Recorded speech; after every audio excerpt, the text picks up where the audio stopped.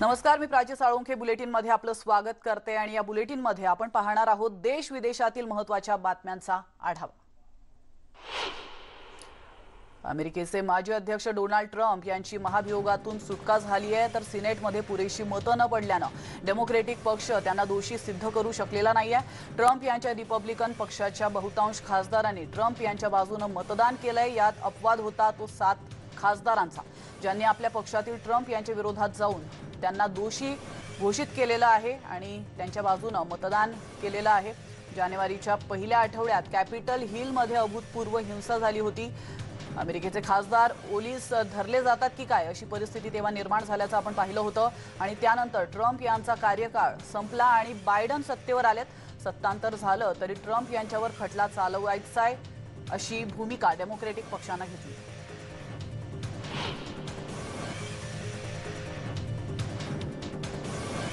माजी राष्ट्राध्यक्ष Donald Trump यांनी 6 जानेवारी रोजी झालेल्या विद्रोहातून निर्दोष मुक्तता केल्यामुळे डोनाल्ड ट्रम्प सुटकेचा निश्वास त्यांनी सोडलेला आहे। महाभियोग व्यवस्थापक रिपब्लिकन जेमी रास्किन आणि यांनी सांगितलंय की त्यांनी आमची लोकशाही कचऱ्यात टाकण्याचा प्रयत्न केला आणि आम्ही ती पुन्हा जिवंत केली आहे। आम्ही आमच्या लोकशाहीचं संरक्षण केलंय। रास्किन यांनी अमेरिकेच्या इतिहासातील सर्वात द्विपक्षीय अध्यक्षीय महाभियोग असं म्हणतानाच अंतिम निर्णयाचा आपण आदर करतोय असंही त्यांनी म्हटलं। डोनाल्ड ट्रम्प यांना त्यांच्या महाभियोगाच्या खटल्यात ट्रम्प यांच्यावर ठेवण्यात आलेले आरोप प्रामुख्याने लोकांना भडकवल्याचे होते, पण त्यांना दोषमुक्त करण्यात आल्याने अनेकांनी संताप व्यक्त केला आहे। प्रामुख्याने रिपब्लिकन सिनेट सदस्यांनी डोनाल्ड ट्रम्प यांच्या बाजूने मतदान केल्याबद्दल सभागृहाच्या प्रमुख नॅन्सी पेलोसी यांनी उघडपणे तीव्र नाराजी व्यक्त केली।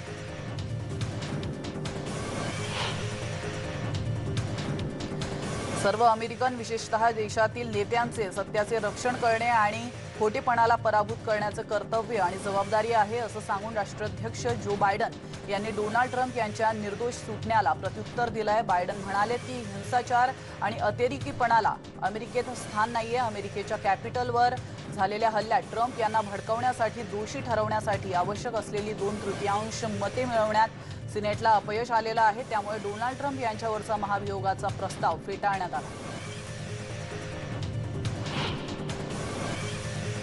अमेरिकेचे राष्ट्राध्यक्ष जो बायडन यांनी संयुक्त राष्ट्रसंघाच्या 2 महत्त्वाच्या प्रशासकीय पदांवर 2 भारतीय मूळाच्या व्यक्तींची नियुक्ती केली आहे। सोहनी चॅटर्जी आणि अदिती गोरूर या 2 महिलांची अमेरिकेच्या वतीने संयुक्त राष्ट्रसंघात महत्त्वाच्या पदांवर नियुक्ती करण्यात आली आहे। सोहनी चॅटर्जी या अमेरिकेच्या राजदूतांच्या नीती तयार करण्यासाठीच्या महत्त्वाच्या सल्लागार असतील, तर अदिती गोरूर या देखील सल्लागाराचं काम पाहणार आहेत। सोहनी चॅटर्जी यांनी कोलंबिया विद्यापीठातून पब्लिक अफेअर्स विषयात प्राध्यापक म्हणून अनेक वर्ष काम केलंय, तर काही दिवसांपूर्वी एका मुलाखतीत चॅटर्जी यांनी बायडन यांच्या नेतृत्वात सुद्धा आणि भारत अमेरिकेचे संबंध अधिक उत्तम होतील असा विश्वास देखील व्यक्त केल्याचं आपण पाहिलं होतं। दुसऱ्या महायुद्धात शौर्य गाजवणाऱ्या सेमेटिक आणि नाझी समर्थक कार्यांसाठी ओळखल्या जाणाऱ्या सर्वसामान्यांचं कौतुक करण्यासाठी एका कार्यक्रमाचं बल्गेरियामध्ये आयोजन करण्यात आलं होतं। बल्गेरियन नॅशनल युनियन समूहाचे शेकडो समर्थक मध्यवर्ती चौकामध्ये एकत्र आल्याचं पाहायला मिळालंय। यावेळी एक मशाल मोर्चा सुद्धा काढण्यात आलाय। शनिवारी इस्रायली पंतप्रधान बेंजामिन नेतान्याहू यांच्या जेरुसलेममधील अधिकृत निवासस्थानाबाहेर शेकडो निदर्शकांनी जोरदार आंदोलन केलंय। यावेळी नेतान्याहू यांनी राजीनामा द्यावा ही मागणी आंदोलकांनी पुन्हा एकदा केली आहे। गेल्या आठवडाभर जेरुसलेममध्ये चांगलीच थंडी असल्याने आंदोलनकर्त्यांची गर्दी या ठिकाणी कमी होताना पाहायला मिळाली होती, पण देशभरातून होत असलेली नेतान्याहू यांच्या राजीनाम्याची मागणी कायम आहे।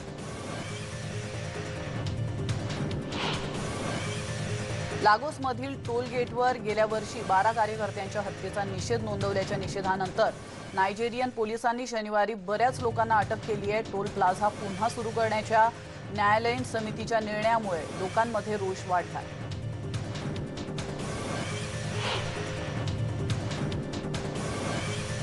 म्यानमारमध्ये हेल्डन जंक्शन जवळ शेकडो आंदोलक एकत्र आले आहेत। म्यानमारमध्ये लष्करशाहीला तीव्र विरोध होतोय। 5 जणांपेक्षा अधिक लोकांना एकत्र येण्यावर बंदी घालण्यात आली आहे। हा आदेश झुगारून आंदोलक एकत्र आले होते। गेल्या 2 आठवड्यांपासून म्यानमारमध्ये अशी निदर्शनं केली जात आहेत।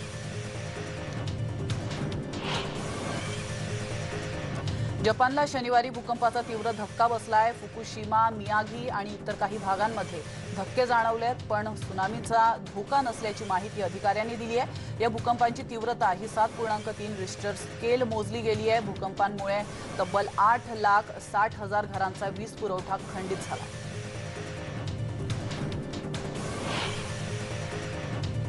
दरम्यान शनिवारच्या भूकंपामुळे ज्यांचं नुकसान झालंय त्यांच्याबद्दल जपानचे पंतप्रधान योशिहिदे सुगा यांनी शोक व्यक्त केलाय। तसंच यानंतरही भूकंपाचे धक्के बसण्याची शक्यता व्यक्त करत त्यांनी सावधानतेचा इशाराही दिलाय।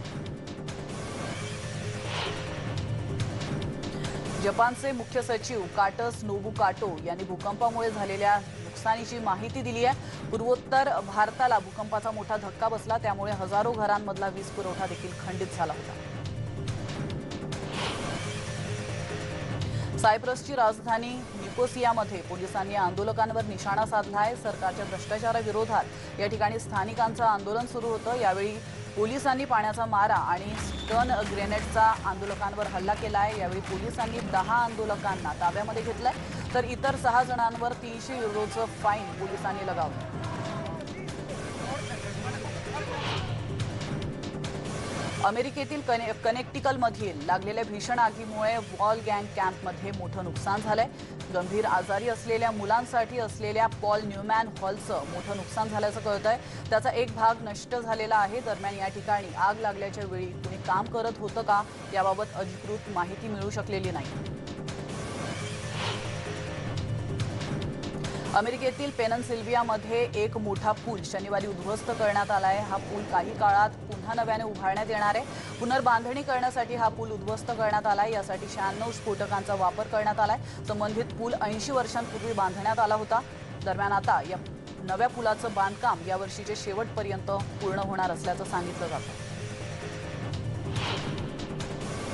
रशियाची राजधानी मॉस्कोत मोठ्या प्रमाणात बर्फवृष्टी झाली आहे, त्यामुळे रस्त्यांवर मोठ्या प्रमाणात वाहतुकीला फटका बसलाय। मोठ्या प्रमाणात झालेल्या बर्फवृष्टीमुळे रस्तेच नाही तर विमान वाहतुकीलाही फटका बसलाय। या भागामध्ये झालेल्या रेकॉर्ड ब्रेक बर्फवृष्टी झाल्याने घरांवर, रस्त्यांवरील चारचाकींवरही बर्फाची चादर पसरलेली आपण पाहतोय। त्यामुळे पोलिसांना आणि स्थानिकांना बर्फात अडकलेल्या गाड्या बाहेर काढण्यासाठी मोठी कसरत करावी लागते।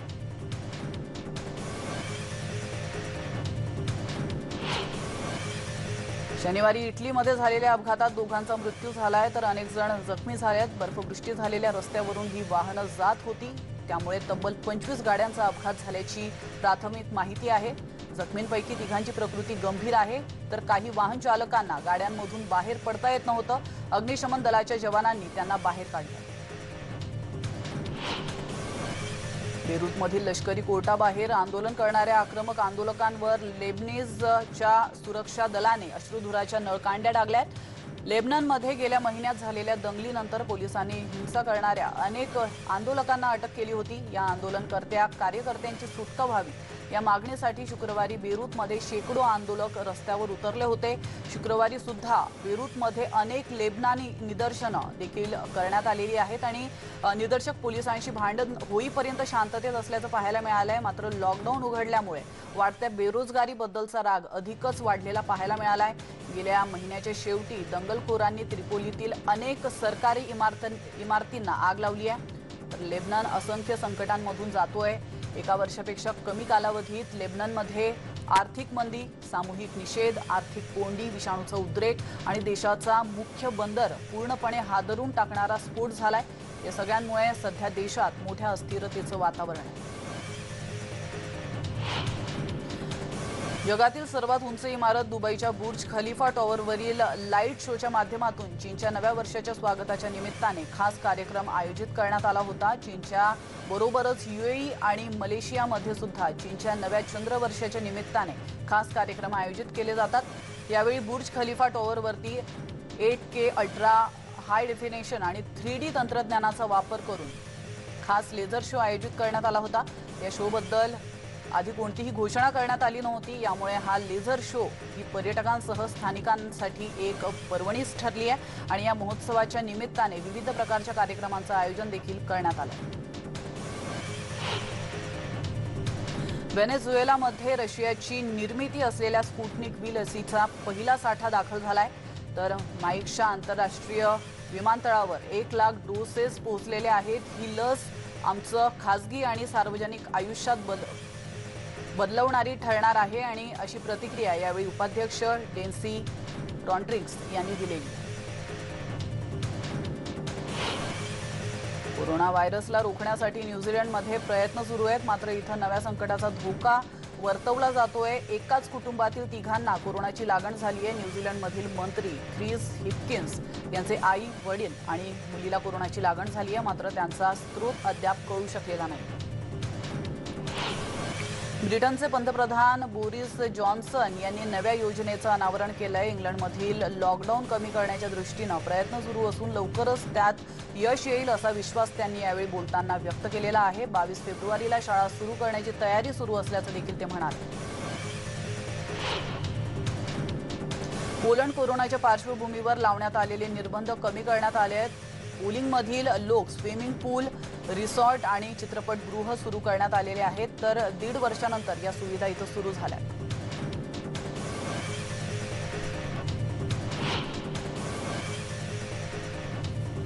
तर इथे घेतो एक छोटासा ब्रेक, लगेचच परत येतोय। तुम्ही पाहत रहा न्यूज 18 लोकमत।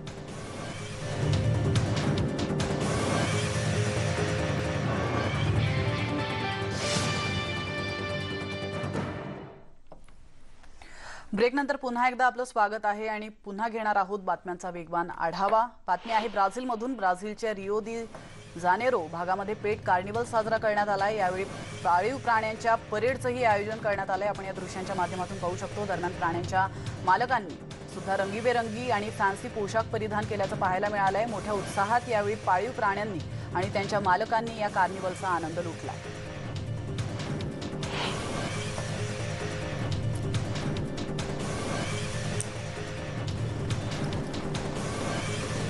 कोरोनामुळे जगातील प्रसिद्ध ब्राझिलियन कार्निवल रद्द करण्यात आलाय। दरवर्षी कार्निवलच्या पोशाखासाठी एक थीम निवडली जाते, परंतु कार्निवल रद्द केल्याने 2021 साठी कोणत्याही थीमवर चर्चा झाली नाहीये किंवा कोणतेही नियोजन केलं गेलं नाहीये। मात्र शनिवारी रिओ दी जेनेरिओ इथे प्रतिकात्मक उत्सव साजरा करण्यासाठी बरेच जण जमले होते। रिओ दी जेनेरिओ उपनगरातील स्ट्रीट कार्निवल संस्कृतीत अगदी बाटेबोलास सारख्या छोट्या भागातही स्थानिक कधी हा कार्निवल साजरा करण्यात चुकलेले नाहीयेत। मात्र यंदा कोरोनाच्या संकटामुळे लोकांना आपल्या हौसेला मुरड घालावी लागली।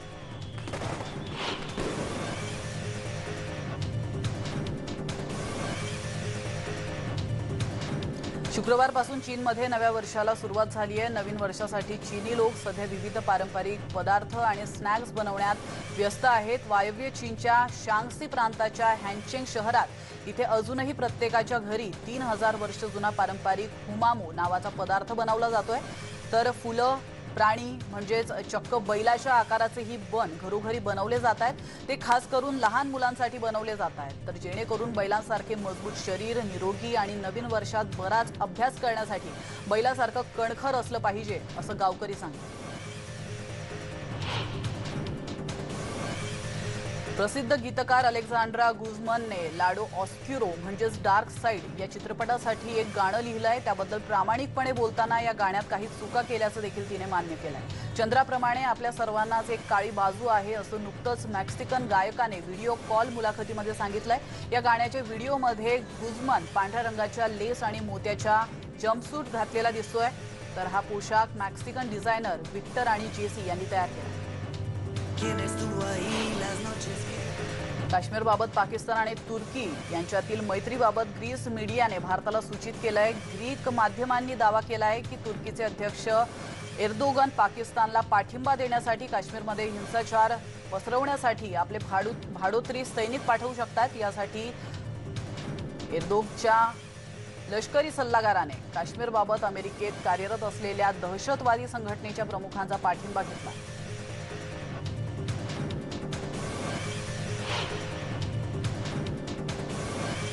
जॅझ पियानिस्ट चिक कोरिया यांचं 79व्या वर्षी निधन झालंय। चिक कोरिया यांना 23 ग्रॅमी पुरस्कारांनी सन्मानित करण्यात आलं होतं। कॅन्सरमुळे त्यांचं निधन झाल्याचं त्यांचे मार्केटिंग मॅनेजर डॅन मूस यांनी जाहीर केलंय। सतत नाविन्याचा ध्यास घेत त्यांनी संगीत क्षेत्रामध्ये विविध प्रयोग केले। तर व्हेनेझुएलामध्ये नॅशनल युथ डे साजरा करण्यात आलेला आहे। यावेळी सत्ताधारी आणि विरोधक दोघांनीही एकत्र येत रस्त्यावर युथ डे साजरा करत त्यांच्या मागणीसाठी आंदोलन करण्यात आलेलं आहे। यावेळी हजारोंच्या संख्येने समर्थकांची उपस्थिती होती। अमेरिकेच्या उपाध्यक्षा कमला हॅरिस आणि त्यांचे पती यांनी शनिवारी वॉशिंग्टनच्या VA मेडिकल सेंटरमध्ये आरोग्य सेवा कामगारांना व्हॅलेंटाईन डे निमित्ताने कुकीज दिल्यात। व्हॅलेंटाईन डेच्या निमित्ताने हॅरिस आणि द्वितीय जेंटलमॅन डग एमहॉस यांनी आरोग्य कर्मचाऱ्यांच्या कोविड काळातील कार्याबद्दल आभार मानण्यासाठी वेंटरन्स रुग्णालयामध्ये भेट दिली। अमेरिकेचे अध्यक्ष जो बायडन यांनी त्यांची पत्नी आणि 2 कुत्र्यांसह व्हाईट हाऊसच्या हिरवळीवर सकाळचा फेरफटका मारलेला आहे। त्यांनी यावेळेस व्हॅलेंटाईन डेचा मेसेज देखील दिलेला आहे।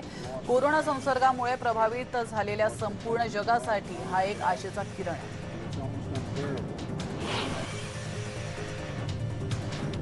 नेटफ्लिक्सची नवी कॉमेडी मालिका द क्रू या मालिकेमध्ये काम करण्यास मला आवडतंय, कारण यापूर्वी कधीही विनोदी काम केलं नाहीये असं केविन जेम्स म्हणाले। द क्रू 15 फेब्रुवारीला नेटफ्लिक्सवर डेब्यू करते।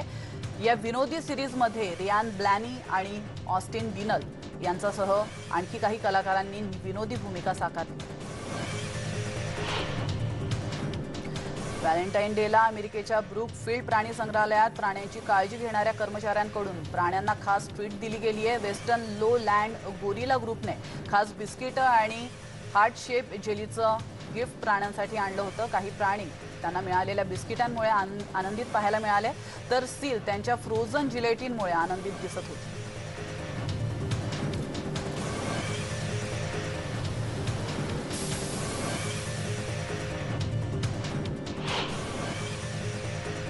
आणि यासोबतच बुलेटिनमध्ये वेळ झाली इथंच थांबण्याची, मात्र तुम्ही कुठेच जाऊ नका, पाहत रहा न्यूज 18 लोकमत।